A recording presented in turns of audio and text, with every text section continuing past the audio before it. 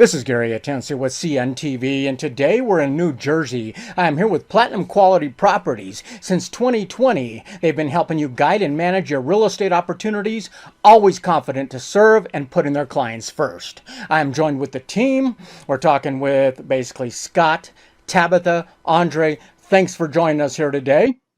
Yep. Hi. Guys, thanks for having us. Thank you. Let's start off a little bit about yourselves, guys. Scott, we're going to begin with you. You're the Director of Acquisitions. You find underperforming assets for your company.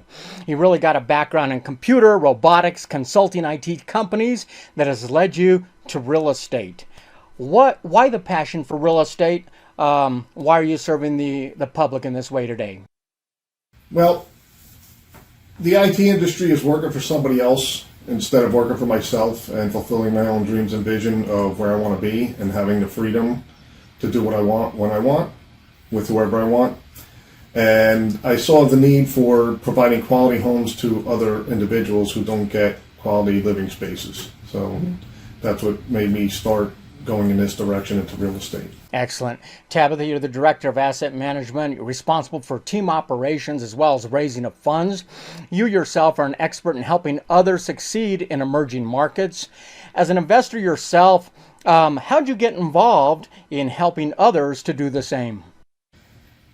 How did I get involved? Kind of just fell into it. In actuality, I wasn't sure what I really wanted to do when I grew up, but I did know that what I grew up with and how I grew up wasn't one of the best ways.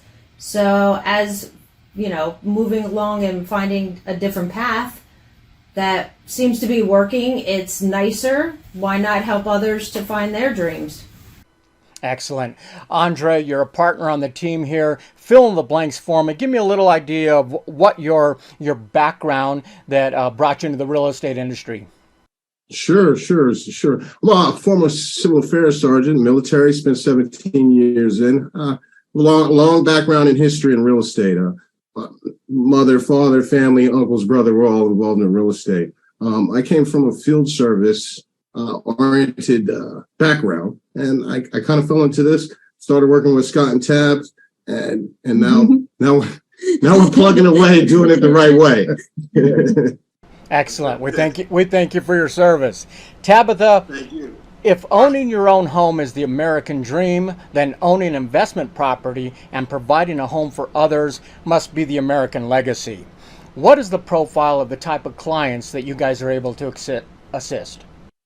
We've assisted multiple different ones. People that single family moms, we've helped them buy houses while they were actually adopting a few children. Yeah. We've helped veterans. Yeah, we've done. It's a big deal right veterans. now. Yeah, right now we're doing the veterans. There's a shortage in eligible housing for veterans, especially in the condo arena. So a lot of these homes have to be converted into situations that meet the standards for our veterans. So that's one of our big things that we've been working on.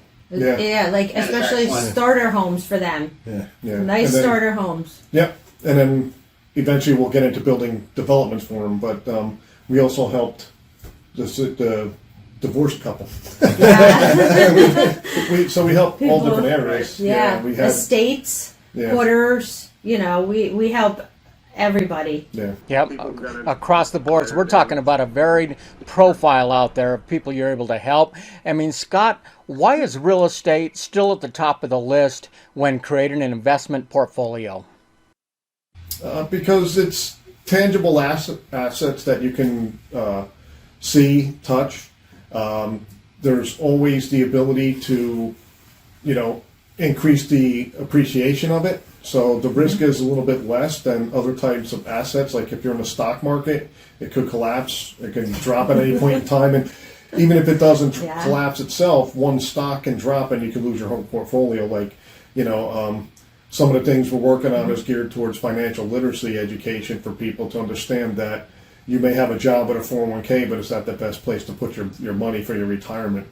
So, are you set up? Are you set up with the proper type of, say, life insurance policy, or could you have something better, which will provide you with being your own bank and your infinite banking system? Mm-hmm. So, but real estate in itself creates the most wealth, and it helps the most people overall. And it's not geared towards just one type of class of people. So. And it's an asset that basically we only have so much of. So obviously, it's going to be something that is in demand no matter when. I mean, Scott, you help create portfolio. You help create a portfolio of quality assets from the purchase of properties. Many times these properties are underperforming. Explain to us what it means by underperforming. There's different ways it could be underperforming. It could be that it's outdated, needs renovation. The capital expenditure has not been done. Roofs, maintenance on the mechanics. Rents are lower than where they should be in the market area because it's mismanaged. And what else could there be? It could be just, overall, the owner is not properly managing or owning the asset itself. So he's not renting it out well. He's not maintaining it well. And that's kind of where we come in. We take an asset in a neighborhood and bring it up to a better condition, more attractive for people, and it helps improve the entire neighborhood, which is where we also get into when we get a multifamily asset, then we start looking at residential assets in the same market area, so we can start improving the whole community as a whole, not just our own pocket and our own building. So that's where we go with our vision. Excellent. I mean, Andre, the whole group here is kind of a diverse group. You've all got over probably 45 years combined experience, many aspects of the real estate investing. Are there many moving parts in real estate investing that people don't realize? And is your team pretty well vested in helping them along that journey? Sure. I mean, there's a lot of things that number one, you just got to look at your market, right? We invest a lot of time in looking at our market, looking at the conditions. For us out here, we live in Jersey, Northeast. The 70% rule is kind of it doesn't really work, So there's a lot of, you just got to know the numbers. You got to play the numbers. Take the time to educate yourself in the numbers. It took me a long time to get the numbers right. Well, listen, right. That is one of the premium things to do. You really want to get down and discover what's going on in your market. I think together we do that really well. Yeah, locations. Yeah. That's locations. one of the other ones, because you got school systems. There's so many different things. Yeah, let me ask you this, Tabatha. Your focus on service and performance. This is not theory, but really hands-on in the street, hunting down properties with your demo crew in tow. Is it true that you're not afraid to get your feet dirty and actually get out there? No. I actually, a lot of guys will tell you, when I first started, my mentors that I had told me, get in, get down, get dirty. Well, I took it literally. I literally learned how to smash and trash everything in a house, from lats and plasters to the sheetrock to complete walls, doors, you name it. I've taken it down, chimneys and trees. I've actually put the spikes on and climbed trees and learned how to take trees down also. I did. I pretty much, some women will get an iron or a washing machine for a holiday. I get sawzalls, jigsaws, chainsaws, sledgehammers, what you name it. Yeah. I get the tools that the guys want. Yeah. My son actually, when we went to Home Depot, he's like, "Mom, this is sad. You know where everything's at, and the guys that work here don't." So you not only getting your feet dirty, but get your hands dirty. Tabatha, you not only know property, but you know the area as well. Is choosing the perfect property not just about the house itself, but also the location? And what do you kind of teach to look for? Well, I learned our very first property that we actually flipped was one line inside of a flood zone. So the very first one got knocked down after Hurricane Sandy. That was our first flip that we did with, like, on our own. And then I always look for and teach people to look at the neighborhood. If you're gonna get out in the middle of the night, are you going to feel safe? If you're on your way home from vacation, are you going to be able to walk into the house? Would you let your mom get out of a cab and walk into the house by herself at 2:00 in the morning, coming home from a holiday party or something? You know what I mean? So you want to look for safe zones. Good schools. Yeah, the school systems. And overall, and changes. Market. So the market is living and breathing, right? What was 10 years ago may not be what's going on today, right? So you have to just I like that we look for creative locations. Yeah. Those tend to have the most boom for your buck. In terms of the demographics that will be coming in, so I really like the creative areas. Walkable and jobs. Yep. After, especially now with the pandemic that hit, kind of switched gears a little bit and looking for places with jobs that has to be there. You know what I mean? You don't have to have some things, but there's certain jobs that you do need. Yeah, diversification of jobs, not just one people. Industry. Right. So, I mean, Andre, like you basically said, real estate is not static. It is changing constantly. How important is to keep up to date on all the changes, compliances, rules, even politics even more that are concerning when we're talking about investors out there, that, new rules come into place. How important is keeping educated and passing that on to the client? That was for me. Yeah. No problem. Let's just put it where it is, right? So knowledge is power, right? And if you're in the industry, if you're tuning in to the market and listening to even the politicians, listening to the did we approve this land and this 264 unit construction over here? I think that when you tune into the market and you're assessing things, you're developing a sense of know-it-ism, right? So and once you know what's going on, that's how you're able to deliver. I mean, we really like to put a lot of effort into our homes. We're not really like lipstick on a pig scenario. That's what we call when you buy a home and then we put the bare minimum on it and then ask for the highest price. We as Tab was saying and Scott was saying, we really put a lot of effort into the things that we're doing in these homes. Oh, and knowing the codes and stuff, we had one situation where the architect kept arguing with us that no, there's no way you can do this. But because we actually learned the codes and knew the codes and always talked to other people that were in the field longer than us, asked questions, we found out that there's two codes to certain things. So we know that, you can go by the old code because of the house, the age, and the stuff. So knowing those things, even with people that have a higher degree than us, don't know as much as we do because that's our job. I mean, it's amazing the due diligence that you're able to do on the back end that most investors don't even realize and get themselves in trouble.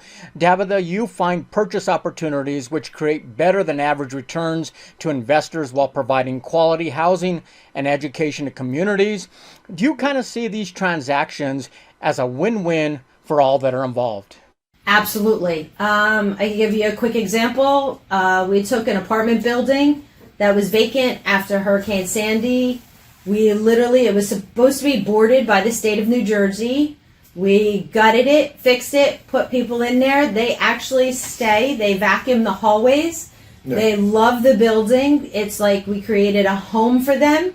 They put their shoes in the hallway, and the state, when they come every 5 years, actually wants us to do some work on other buildings because we create homes for them. Yeah, exactly. So we took our investors from one point, like 200,000 to $1 million. Yeah.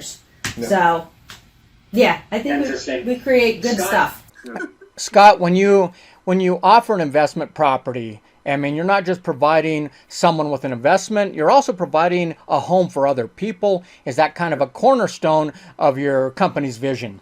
Absolutely. We don't create housing, we create homes, because whether it's a house, whether it's an apartment or a condo, people live there. And the way we look at it is, would I put my own kids in there?